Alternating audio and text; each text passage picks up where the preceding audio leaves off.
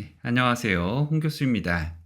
자, 2022년 1회차 이제 필기시험 해설 강의를 시작해 보도록 하겠습니다.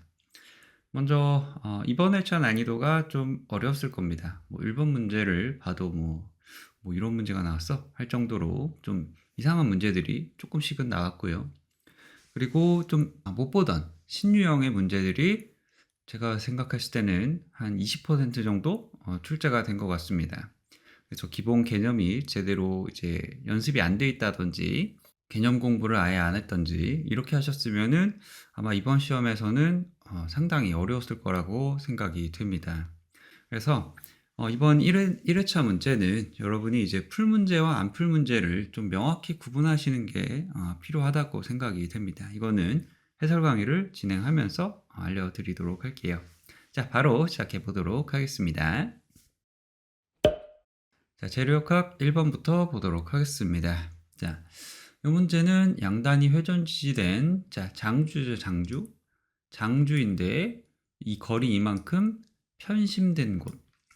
자, 장주랑 편심된 곳. 우리가 이제 장주 같은 경우에는 이제 P 크리티컬 그리고 오일러 공식이죠. 그다음에 편심된 거 같은 경우에는 이렇게 해가지고 가로 세로가 바뀐다. 그리고 여기에 힘을 줬을 때 뭐 여기에 걸리는 인장 하중이라든지 압축 하중이라든지 뭐 이런 걸 이제 구하는 경우가 이제 전형적이지 않습니까?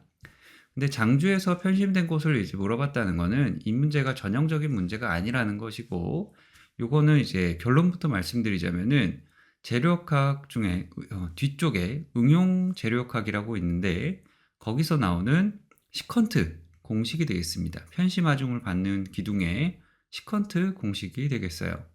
그래서 이렇게 이제 문제가 주어졌을 때 이 답은 요 시그마 맥스는 a분의 p 1 플러스 r 제곱분의 2c 시컨트 r분의 1 루트 4 2a분의 p입니다. 자, 근데 좀 여기서 좀 웃긴 거는 뭐냐면은 이 출제진이 일부러 좀 공식을 암기해서 풀지 못하도록 조금 방해한 거가 보여요. 뭐냐면은 어느 전공책을 봐도 이게 이제 바깥으로 나와 있거든요. 요 2r분의 l 그 다음에 2a분의 p인데 요거를 안쪽에 들어서 넣어서 이제 보기를 제시했다는 점. 뭐 4랑 2랑 두 개가 있어서 뭐 그럴 수도 있다 치지만은 그래도 공식꼴을 이렇게 바꾸면서까지 이렇게 하는 경우는 되게 적었거든요. 근데 이번에 이렇게 한 걸 보니까 그냥 틀리라고 낸 문제가 아닌가 싶습니다. 그 다음에 이제 조금 여러분들이 궁금해하실 거 위주로 좀 말씀을 드리자면은 요게 이제 처짐 공식의 미분 방정식을 풀었을 때 이렇게 나온다는 겁니다. 뭐 이거는 이제 전공 서적 뭐 찾아보시던지 시컨트 공식 처짐 방정식 이거 검색을 해보시면은 그냥 나오니까 여기서는 하지 않을게요. 이건 이론 강의가 아니고 해설 강의입니다. 그래서 뉴가 이렇게 나오는데 여기에 이 K가 있어요. 이 K가 뭐냐, 새 장비냐, 뭐 이렇게 이제 궁금하실까봐 잠깐 설명을 드리면은 이게 처진 공식의 미분 방정식을 이제 구하려고 하시면은 P, V는 뭐 0 이렇게 미분 방정식의 이제 해를 여기서부터 시작이 되거든요.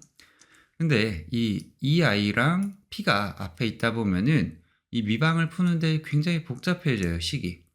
그래서 K를 그냥 루트 EI분의 P다. 요렇게 이제 설정을 하면은 이게 어떻게 되겠어요? 요걸 이제 대입을 했을 때 u 다시 다시 플러스 k 제곱 v는 new는 0이다. 이렇게 미방의 꼴이 굉장히 단순화되게 됩니다.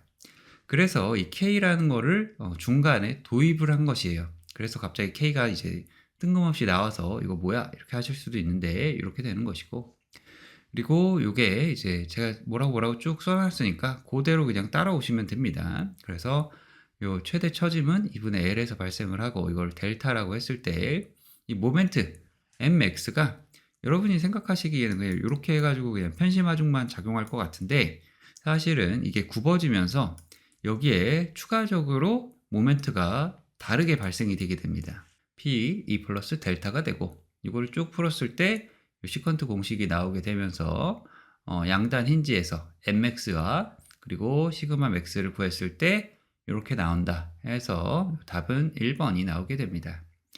자, 다시 한번 말씀드리지만 이거는 이제 해설 강의고 이론 강의가 아닙니다. 그리고 이론 강의에서 제가 이런 걸 다루지도 않아요.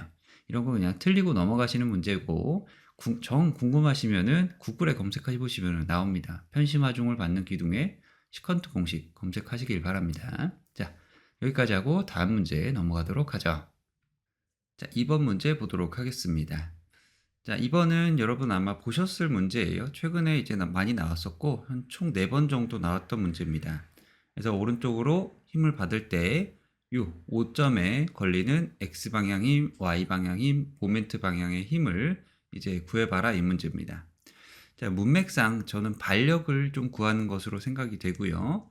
이렇게 X축으로 힘이 주어졌으면은 이렇게 오른쪽으로 힘이 주어졌으면은 왼쪽으로 FOX가 이제 작용을 할 거고요.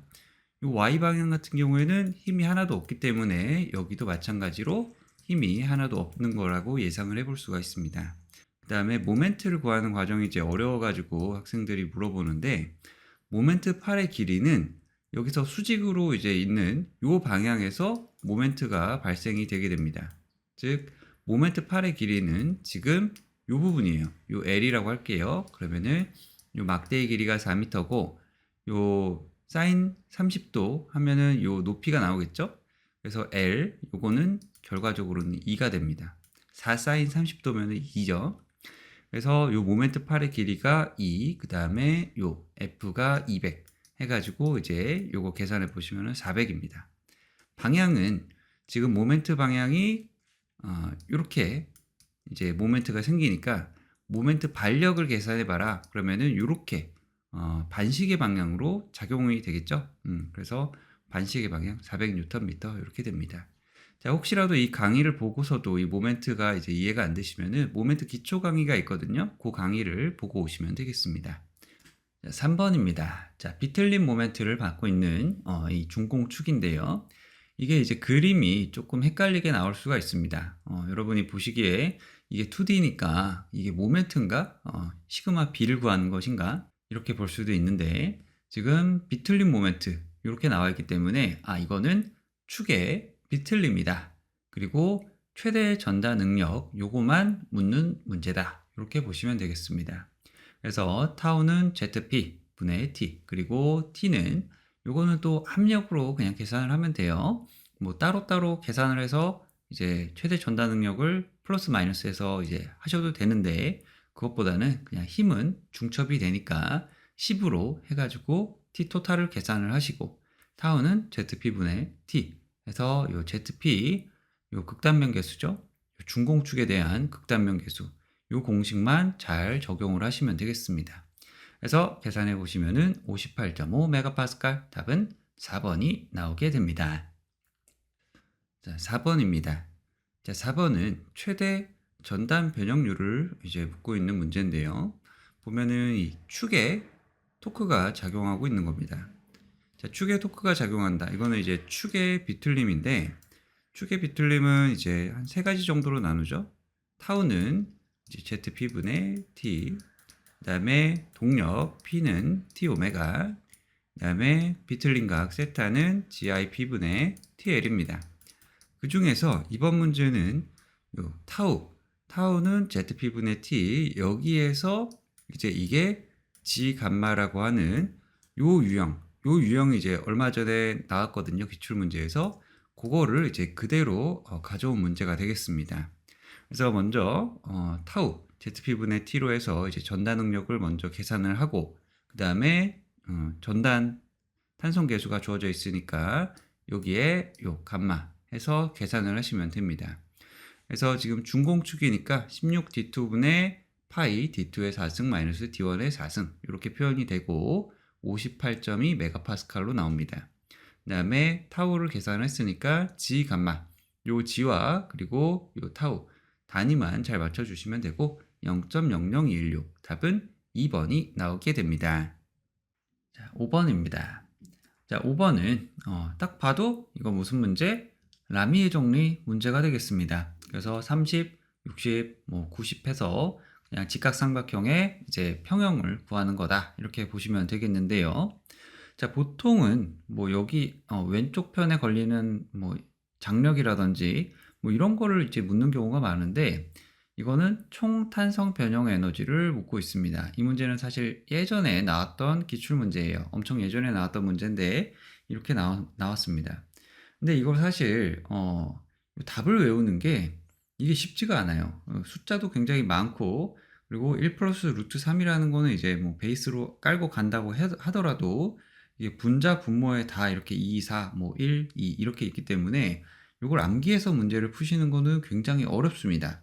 요거는 일단 알고 계시고요. 그 다음에 이제 총 탄성 변형 에너지를 구하라고 했으니까 2a분의 p 제곱 l인데 여기서 여기 먼저 힘을 구하고 그 다음에 여기에 길이를 구하고 그 다음에 탄성 변형 에너지를 구해야 되기 때문에 야 이거 진짜 시간이 오래 걸립니다. 그래서 처음부터 이 문제를 푸시면은 절대 안 됩니다. 이런 문제 풀다가 이제 멘탈 나가는 거예요. 그래서 주의를 하시면 되겠습니다. 그래서 먼저 라미의 정리를 적용하셨을 때 먼저 여기 EP에 대해서는 90도 그 다음에 여기 30도 60도니까 여기가 이제 150도겠죠 150도니까 오른쪽은 150도 TAC 여기 알파벳이 없군요. 그래서 여기가 A 그 다음에 여기가 B 여기 C라 그러면은 요 초록색이 TAC 그 다음에 무슨 색으로 할까요? 오렌지색 120도 여기가 120도니까 여기가 TAB 이렇게 해서 이제 라미의 정리로 이렇게 힘을 구하게 됩니다. 그래서 TAB는 루트 3P, TAC는 P입니다. 그래서 EAB, 요 AB 구간에 걸리는 요 탄성 변형 에너지, 요거는 EA분의 P 제곱 L이다 해서 이렇게 나오게 되고, 요 EAC는 EA분의 1 P 제곱 L, EH, 요거를 통해서 A분의 P 제곱 H 해서 두 개를 더하면은 이렇게 나오게 됩니다. 그래서 요거는 답을 암기하시는 것도 괜찮긴 한데 사실 나중에 되면은 다 가물가물 하실 겁니다. 사실 못 찍어요. 머리가 진짜 좋은 거 아니면. 그래서 그냥 나중에 천천히 푸는 문제다 이렇게 알고 넘어가시면 될 것 같습니다. 자, 6번입니다. 자, 6번 이 문제가 진짜 어려운 문제, 함정 문제입니다. 자, 도심축에 대한 단면 2차 모멘트가 가장 크도록 하는 요 직사각형 단면을 만들 때 요 폭과 모멘트 요거에 대한 공식을 조금 정리를 해봐라 이 문제거든요. 야, 이거 진짜 어려운 문제입니다. 원래대로 풀자면은 이건 이제 3차 방정식의 변곡점을 계산을 해서 거기서 이제 최대값과 최소값을 구하고 나서 그 중에서 이제 플러스와 마이너스를 구분을 해서 플러스를 선택을 하고 그 다음에 요 BH가 1대 루트 3이니까 여기서 요 I를 정리를 하는 겁니다. 자, 근데 이게 기사 시험에서 이걸 푼다는 것 자체가 굉장히 어려워요. 어렵습니다. 그렇기 때문에 여러분이 알고 계셔야 되는 거는 요 B와 H가 1대 루트 3일 때 이게 최대가 된다. 요거는 좀 알고 계시면 좋고요. 이걸 만약에 문제 풀 당시에 알고 계셨다. 그러면은 좀 쉽게 진짜 한 30초 안에도 이제 문제가 풀리는데 그렇지 않았으면은 그냥 못 푸는 문제, 틀리는 문제라고 보시면 되겠습니다. 그래서 이런 문제는 함정 문제니까요. 실제 푸시면 안 되고 그냥 요 4분의 루트 3 B 4승 요거 이제 거의 처음 나온 문제니까 요거는 푸는 방법을 좀 알고 계시면 되겠습니다. 자, 다음 문제 보도록 할게요. 자, 7번 보도록 하겠습니다. 자, 이 문제 아마 못 푸신 분들이 굉장히 많았을 겁니다. 왜냐면은 여기 회전이 들어갔죠. 제가 총정리할 때 이 회전이 들어가면은 무조건 제껴라 이렇게 말씀을 드렸는데 실제 시험장에서 이거를 이제 풀려고 끙끙 대봤다 하시는 분들은 제가 봤을 때 떨어질 가능성이 매우 높습니다. 한 70% 이상은 그냥 떨어졌다고 보시면 되고, 자, 다시 한번 말씀드리지만은 공부할 때는 좀 알면 좋은데 실제 시험장 가서는 바로 제끼던지 아니면은 그냥 안 풀던지 아니면 나중에 와서 풀던지 이렇게 하셔야 되는 문제가 되겠습니다. 이거 강조해요. 자, 이 문제는 일단 변형률의 모어원 문제가 되겠습니다. 여기에 회전까지 있는 아주 어려운 문제가 되겠고요. 일단 변형률의 모어원에서는 이 감마 xy를 반으로 잘라서 5 곱하기 10의 마이너스 6승으로 적용을 하시는 게 중요합니다. 그래서 A 찍고 B 찍고 C 찍고 그 다음에 2분의 감마 XY 플러스 5죠. 그래서 요거 찍고 그 다음에 R 계산하고 하시면 됩니다. 자, 여기 옆에다가 한번 그려보도록 할게요. 자, 모어의 원을 그리시면은 이렇게 이런 형상이 될 겁니다. 뭐 이거는 이제 좀 대충 그린 거니까 요게 이제 스케일이 잘 안 맞을 수는 있는데 그냥 참고용으로 좀 보시면 되겠어요. 그래서 A 찍고 B 찍고 C 찍고 그 다음에 위에 Y축 찍고 그 다음에 R 찍고 해서 R을 계산을 하시면은 11.18 요게 됩니다. 요 가로가 10 세로가 5니까요. 그래서 R을 계산을 하시면 이렇게 되고 그 다음에 이제 탄젠트 세타 이제 회전을 구하니까 탄젠트 세타를 계산을 하셔야 됩니다. 그래서 여기에 요 세타 요 값을 계산을 해 보시면은 탄젠트 세타는 10분의 5에서 26.6도가 됩니다. 여기가 26.6도가 되는 거예요. 그리고 문제에서 뭐라고 주어졌냐면은 회전은 30도가 이제 시계 방향으로 회전을 한다 그랬습니다. 그러면 곱하기 2 해가지고 60도를 지금 이게 위쪽이 지금 Y축이니까 반시계 방향으로 돌려야겠죠. 그래서 아무 생각 없이 요 반시계 방향으로 이렇게 60도를 돌려서 답을 계산해 보시면은 안 나올 겁니다. 답이. 왜냐? Y축에 대해서 물어봤거든. 보통은 이제 X축에 대해서 회전했을 때 얼마니 이렇게 물어보는 문제가 많았는데 이번에는 진짜 어렵게 내려고 작정을 했어요. Y축에 대해서 이제 물어봤단 말입니다. 그러면은 이 세타를 여기 왼쪽에서 이제 계산을 하는 게 아니고 오른쪽에서 계산을 하신 다음에 시계 방향으로 돌리셔야 됐습니다. 그래야 이제 Y축에 대한 평면 응력이 나오게 되죠. 그래서 실제로는 여기 오른쪽에 대해서 여기서 이 세타를 구해서 이거 똑같겠죠? 26.6도가 나오고 시계 방향으로 30도를 돌렸으니까 이제 반시계 방향으로 여기에 60도를 돌려서 여기에서 이제 계산을 하시면 됩니다. 그래서 실제로는 여기 값을 말해요. 여기 값, 여기가 얼마니 이걸 물어봤을 때 마이너스 10.67이 됩니다. 자, 이거 만약에 이해가 안 가시면은 사실 풀만한 레벨이 안 되는 겁니다. 그렇기 때문에 지금은 그냥 넘어가시고요. 나중에 한번 보셨을 때 이해가 되시면 좋고 이건 사실 틀리라고 낸 문제니까요. 굳이 맞추려고 하실 필요가 없습니다. 그래서 마이너스 10.67 그러니까 B점보다 살짝 왼쪽으로 더 간 것이죠. 그래서 여기에서 이 각도를 계산한 다음에 코사인으로 해서 마이너스 10.67이 나온다. 이렇게 알고 계시면 되겠습니다. 자, 다음 문제 보도록 할게요. 자, 8번 보겠습니다. 자, 포화송비 묻는 문제인데요. 자, 이런 거 사실 계산이 좀 어려운 문제인데 이런 좀 어려운 회차에서는 오히려 이런 문제가 좀 천사 같지 않나 생각이 듭니다. 자, 포화송비는 마이너스 엡실론 분의 엡실론 D이고 요 부호는 사실 실전에서는 떼도 상관없다 이렇게 말씀을 드렸습니다. 그래서 축방향 변형률은 L분의 람다. 그래서 요거는 이제 마이너스예요. 줄어들었기 때문에. 그리고 엡실론 D는 D분의 델타. 요거는 그냥 플러스입니다. 그래서 마이너스 엡실론분의 엡실론 D 해서 계산을 해보시면은 0.2098. 그래서 답은 0.21. 답이 3번이 나오고 여기서 이제 조금 팁인데 저는 보통 미터로 이제 단위를 다 바꾸는데 여기서 다 센티미터로 나왔고 또 요 B를 물어보고 있기 때문에 굳이 미터로 바꾸지 않고 그냥 서로 약분을 했습니다. 뭐 어차피 여기서 여기 이렇게 하면은 다 무차함수가 되잖아요. 그래서 이렇게 통일해서 계산했다. 요거 알려드리고 다음 문제 넘어가도록 하겠습니다. 자, 9번 보도록 하겠습니다. 이 문제는 예전에 나왔던 기출을 그대로 가져온 문제인데요. 요거는 풀면 안 되는 대표적인 문제입니다. 자, 뭐냐면은 보속의 응력인데 요 최대 지금 보면은 최대 전달 응력이 아니죠. 여기 접착부에 발생하는 즉 최대 단면이 아니고 요 접착부 여기에 발생하는 거를 묻고 있기 때문에 타우는 IB분의 VQ다. 요 공식을 썼어야 되고 제가 이 공식을 쓰면은 뭐라 그랬죠? 수업 시간에 떨어진다 이렇게 말씀을 드렸습니다. 그래서 반드시 패스해야 되는 문제가 되겠고요. 그래도 공부할 때 그래도 좀 알고는 계셔야 되니까 해설 강의니까 좀 풀어드리면은 일단 단면을 갖는 합성 보인데 이 보에 대해서 설명이 길이가 2m고 단순 지지보라고 나와 있습니다. 그리고 보의 중앙에 800N의 집중하중을 받을 때, 즉 이렇게 단순 지지보인데 여기에 800을 받을 때 여기 있는 V 요거를 계산을 바로 할 수 있어야 됩니다. 그래서 여기 이렇게 SFD를 그려보시면은 요게 400N이다라는 거를 바로 알 수가 있어야 돼요.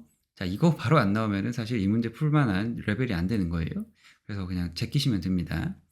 그래서 단순 지지보는 여기 400이고 여기 V는 400 그리고 I 같은 경우에는 그냥 12분의 0.1 곱하기 0.15 이 정도는 다 아실 거예요. 요거의 단면에 I니까 B는 여기 폭 0.1m 10cm 0.1m 근데 이 Q를 좀 모르시는 분들이 굉장히 많더라고요.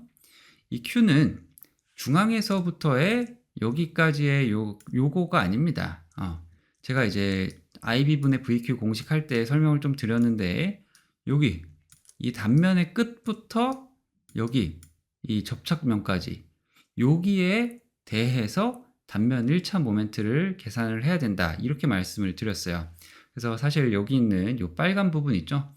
여기 위에서부터 모자에서부터 여기 중간까지 요거를 계산을 하셔야 된다고 그때 강조를 드렸었습니다. 그래서 0.1 곱하기 0.05 여기 면적 곱하기 요 중앙에서 여기에 단면 중심까지의 거리 0.25가 아니에요. 여기 이제 0.125나 0.0125나 0.025가 아니라 여기 0.05입니다. 요거 이제 잘 알고 계셔야 됩니다. 그래서 여기서 요 0.05가 나오고 이걸 계산해 보시면은 35.6kPa 답은 2번이 나오게 됩니다. 자, 다시 한번 말씀드리지만 이 문제 실제 시험장에서 풀면은 진짜 떨어집니다. 그래서 주의하시고요. 좀 어렵다 하시는 분들은 그냥 답을 그냥 외우고 넘어가시는 것도 나쁘지 않은 선택입니다. 자, 다음 문제 보도록 할게요. 자, 10번은 아주 쉬운 문제입니다. 인장하중을 걸었을 때 늘어난 길이 람다는 A2분의 PL이죠. 신장량. 그래서 단위만 잘 주의하셔서 쏙쏙 넣게 되면은 0.00728m, 7.28mm 답은 4번이 나오게 됩니다. 자, 여기까지 해서 파트 1을 마치고요. 이제 11번부터 다음 강의에서 이어가도록 하겠습니다. 감사합니다.